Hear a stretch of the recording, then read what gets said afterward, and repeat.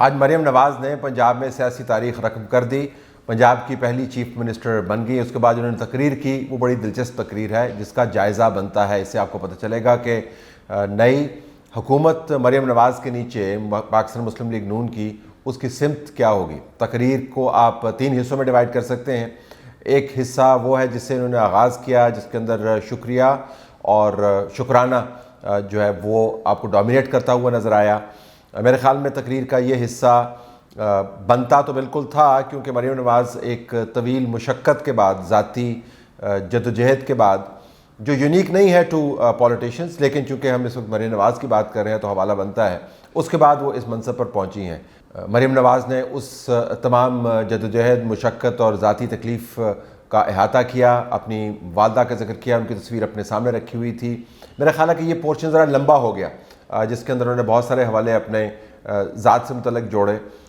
لیکن اتنے عرصے کے بعد جب آپ کو اتنا بڑا منصب اور وہ پہلی سیاسی ان کی کامیابی ہے کسی پبلک آفس کو ہولڈ کرنے کی، اور وہ بھی اتنا بڑا آفس، تو اس کے بعد میرے خیال میں شاید آپ گنجائش بنا سکتے ہیں کہ بہت اختصار کے ساتھ اپنے ذاتی تجربات آپ نہیں بیان کرتے، لیکن شاید مختصر ہو سکتا تھا۔ بہرحال پہلا حصہ جو تھا وہ شکر کا اور شکرانے کا تھا، اور تمام لوگوں کی ایکنالجمنٹ کا تھا، پارٹی کی ایکنالجمنٹ کا تھا، جو میرے خیال میں بنتی بھی ہے، ورکرز کو بھی انہوں نے ایکنالج کیا۔ دوسرا حصہ یہ تھا جس کے بارے میں انہوں نے اظہار کیا کہ ہاؤس کے اندر ان کو کیا چیزیں نظر آئیں۔ انہوں نے اپوزیشن کی ایبسنس کا نوٹ لیا اور یہ کہا کہ اگر یہ نہ ہوتے اور یہاں پر موجود ہوتے تو ہم بہتر طریقے سے اسمبلی کے ماحول کو جمہوری انداز سے چلا سکتے تھے، اور غیر موجودگی کے بارے میں بھی انہوں نے کہا کہ میرے دل میں کسی کے خلاف انتقام کا جذبہ نہیں ہے اور نہ ہی میں بدلہ لینا چاہتی ہوں، لیکن اپنے ساتھ ہونے والی زیادتیوں کی انہیں فہرست بھی مرتب کی۔ تو دوسرا حصہ وہ ہو گیا جس کا تعلق ہاؤس کے انوائرمنٹ سے تھا۔ تیسرا حصہ سب سے اہم ان کا اپنے ویژن کے بارے میں تھا۔ اس میں انہوں نے، جس طرح وہ انگریزی میں کہتے ہیں لیونگ نتھنگ ٹو امیجینیشن، آپ نے کوئی چیز ایسی نہیں چھوڑی جس کو آپ نے ٹچ اپون نہیں کیا ہو۔ بہت کمپریہنسو تھا، مربوط تھا، اور ایک طویل فہرست ہے ان وعدوں کی، ان ارادوں کی اور ان پالیسی پیرامیٹرز کی یا اصول کی جو انہوں نے دیے۔ پنجاب کی گورننس سے لے کے، پنجاب کی پولیس سے لے کے، پنجاب کی زراعت سے لے کے، پنجاب کی خواتین، کسان، youth, health centre, basic health units, air ambulance, Punjab کے اندر I T, technology, parks, investment, یعنی اتنی طویل فہرست ہے کہ اگر میں بتانے لگوں تو مجھے بھی ایس ٹی ایچ کے اندر جو 10 منٹ میں کرتا ہوں پورا تجزیہ، وہ اس کے لیے بہت کم پڑ جائیں گے، اور شاید 40 منٹ ہمیں ہی بتانا پڑے کہ مریم نواز نے کیا کیا باتیں کی۔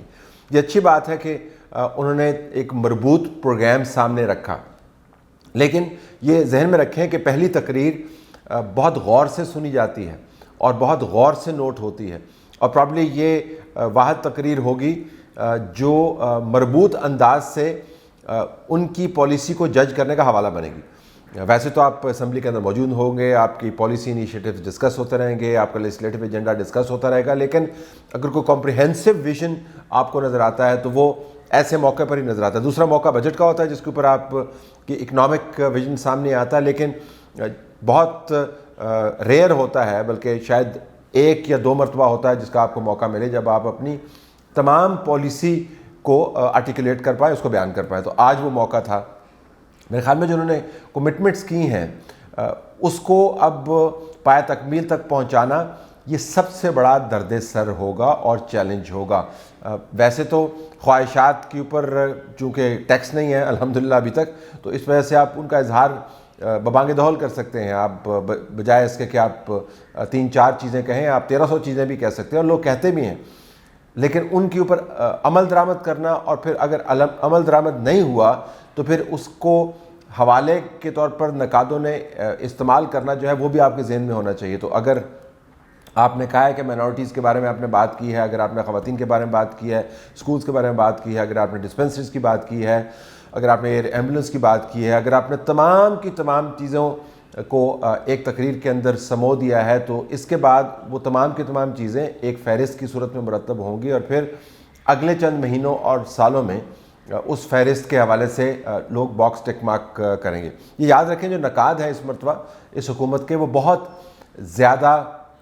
غصے میں بھی ہیں اور بہت زیادہ منہ پھٹ بھی ہیں، اور ان میں سے بہت سے کی زبانیں بہت لمبی لٹکی ہوئی بھی ہیں. تو اس اٹیک کو جو اپوزیشن کی طرف سے آئے گا وہ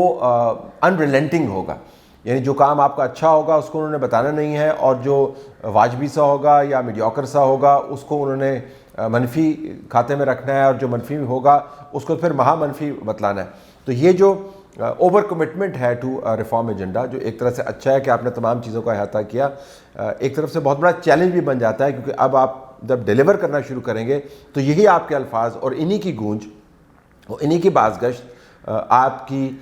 ترقی یا کامیابی یا دوسری طرف ناکامی کی بنیاد بنے گی، کم از کم ڈیبیٹ کی حد تک. میرے خیال میں یہ بہت اچھا ہے کہ انہوں نے ذکر کیا کہ وہ اپنے ایم پیز کے ساتھ رابطہ رکھیں گی، جس سے مراد یہ ہے کہ گورننس کے اندر جانے کے بعد وہ اپنے پارٹی کے امور سے علیحدہ نہیں ہوں گی. اور اس کا آغاز انہوں نے ساؤتھ پنجاب سے کیا، جو ہمیشہ سے نگلیکٹڈ رہا ہے، کیونکہ ساؤتھ پنجاب میں رہنے والے جو لوگ ہیں وہ عموماً اپنے سیاستدانوں کی طرف توپیں نہیں رخ کرتے، وہ تخت لاہور کی طرف توپوں کا رخ کرتے ہیں. حالانکہ میں نے ہمیشہ کہا ہے کہ ساؤتھ پنجاب سے جتنے چیف منسٹرز آئے ہیں، جتنے پرائم منسٹرز آئے ہیں، جتنے منسٹرز آئے ہیں، اور جتنے ساؤتھ پنجاب کے سیاستدانوں نے اپنے خزانے بھرے ہیں، تو ساؤتھ پنجاب کے لوگوں کو پہلے تو سوال ان سے کرنا چاہیے کہ بھائی یہ غریب جو حصہ ہے پاکستان کا، اس غریب حصے میں سے آپ اتنے امیر کیسے ہو جاتے ہیں، اور پھر ہمارے غصے کو آپ ٹارگٹ کرتے ہیں لاہور کی طرف. بہرحال ایک کلچر بنا ہوا ہے. تو ساؤتھ پنجاب سے انہوں نے آغاز کیا، جس سے مراد یہ ہے کہ پارٹی کے ساتھ وہ رابطہ رکھیں گی. اب اس تمام کام کو کرنے کے لیے، پارٹی کے امور کو دیکھنے کے لیے، گورننس کے ایشوز کو ٹیکل کرنے کے لیے، وہ اگر ٹیم نہ بنا پائیں تو میرے خیال میں یہ سب سے بڑا ان کے لیے ایک چیلنج ہوگا، یا ان کے لیے ایک دھچکا ہو سکتا ہے. وہ ٹیم نے ڈیلیور کرنا. شہباز شریف صاحب نے ایک اپنا انداز بنایا ہوا تھا کہ وہ خود ہر چیز کو لیڈ کرتے تھے. میں اس انداز کو کوئی بہت بڑا مداح نہیں ہوں، کیونکہ آپ چھاپے ماریں، ہاسپٹلس کے اندر جائیں، اتنے بڑے صوبے جس کے اندر لوگوں کی تعداد اتنی ہے کہ اتنی یورپین ممالک کے اندر شاید چند ایک ممالک کو ملا کے بھی ان کی آبادی نہیں ہوتی، وہاں پر آپ چھاپے نہیں مار سکتے، وہاں پر آپ وزٹ نہیں کر سکتے. تو آپ کو ایک ٹیم چاہیے، سیاستدانوں کی ٹیم چاہیے، اس کے نیچے بیوروکریسی کی ٹیم چاہیے. یہ یاد رکھیں کہ بیوروکریسی بزدار نظام کے نیچے آ کے اپنی سمت کھو چکی ہے. اس میں سے 60 سے 70% ایسے لوگ ہیں جنہوں نے اپنی ٹرانسفرز، پوسٹنگز، پروموشنز جو ہیں وہ دھندے کے ذریعے کروائے ہیں. تو پنجاب کی بیوروکریسی وہ بیوروکریسی نہیں ہے جس کے ذریعے آپ ڈیلیور کرواتے رہے ہیں ماضی میں اور اپنے ٹارگٹس اچیو کرتے رہے ہیں. تو formidable agenda in front of Maryam Nawaz. اب وہ دیکھنا ہے کہ ٹیم ورک وہ کیسے کریٹ کرتی ہیں. اجتناب کرنا چاہیے بہت زیادہ چھاپوں والے، اور میں کال سنوں گی،